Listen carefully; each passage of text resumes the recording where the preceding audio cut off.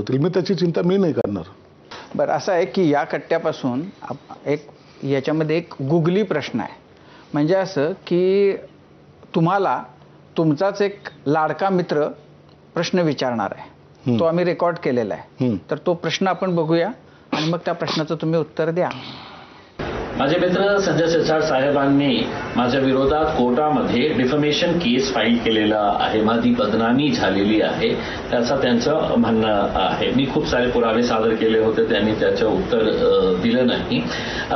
तर अपेक्षा हे होती की जेव्हा आपण डिफमेशन केस फाईल करतो तर आपल्याला कोर्टाच्या समक्ष जाऊन कोर्टाला कन्व्हिन्स करण्याची आवश्यकता असते की हे आरोपामुळे माझी बदनामी झालेलं आहे, मी डिफेम झालेला आहे, आणि कोर्ट कन्व्हिन्स झाला तर ते एक्सेप्ट करतील. आता 2 डेट्स झाली.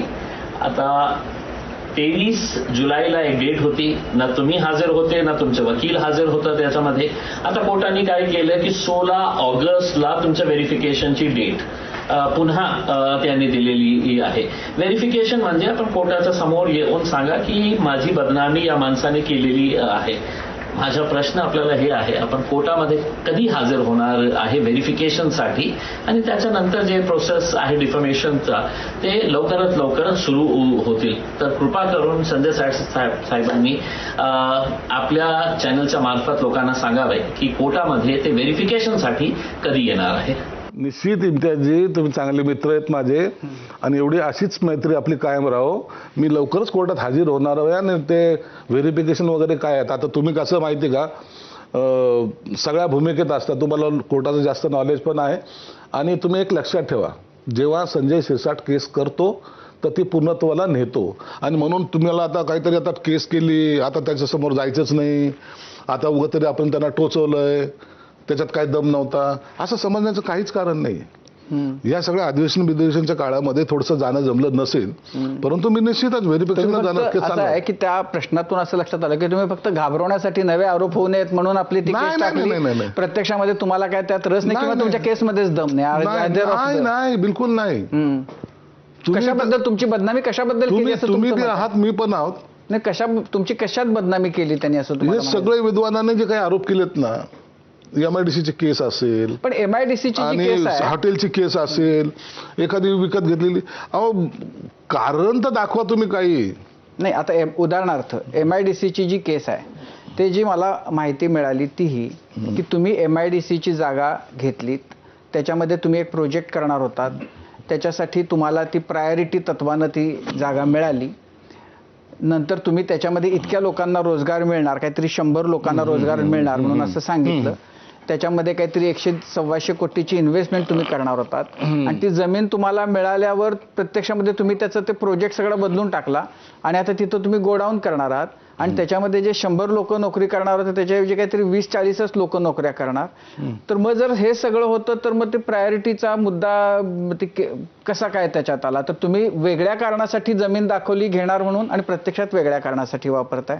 आणि दुसरं, त्याच प्रकरणामध्ये तुम्हाला काहीतरी एक फाईन झाला, तो तुम्ही भरलात आणि परत माफीसाठी सुद्धा अर्ज करून ते माफ करून घेतली. त्या 2 आरोपांच्या बद्दल तुमचं काय आहे? एक, तुम्हाला तो जो प्लॉट घेतला होता तो इथेनॉलचा प्लांट आम्हाला टाकायचा होता. माझाच एक मित्र आहे, आता माझ्याबरोबर आमदार आहे, मंत्री होते ते, 120 स्केलचा तो प्लांट होता त्यांचा. त्याच्याकडून मी, तो म्हणे अरे हा प्लांट टाक इथेनॉलचा, आज मार्केट आहे. इथेनॉलचा प्लांट टाकायचा, त्यासाठी एक मी फायनान्स ज्याच्याकडे आहे त्या माणसाला घेतला. काही कारणास्तव त्याचा फायनान्स थोडासा काही बॅकमध्ये गेला. तो म्हणे मला त्यात इन्व्हेस्टमेंट करता येणार नाही. हालाकी त्याला सबसिडी फार आहे त्याला. नंतर तो जेव्हा वापस गेला तर मी पहिले 25% पुन्हा रक्कम भरलेली आणि काही दिवसात कालावधी असतो त्याचा, पैसे भरावे लागतात. मी क्लचमध्ये आलो, नाही पैसे भरता आले. तो टाइम पिरियड गेला.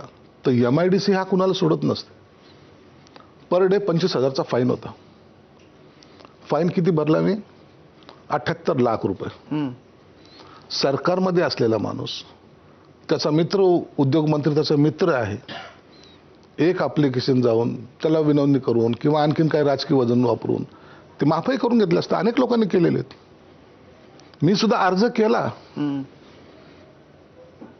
पहिला अर्ज केला. MIDCने सांगितलं की ते तुम्हाला आम्ही देऊ शकत नाही. Okay, close matter. 78 लाख रुपये व्हाईटमधले तिथं त्यात भरले, माझ्याकडे पावते. आणि मग त्यांचा पर्पज चेंज करण्यासाठी वेअरहाऊसचा 51 लाख रुपयाचे पुन्हा भरून परमिशन घेतली आणि ती वेअरहाऊसच बांधतोय मी. गैर काय केलं याच्यात?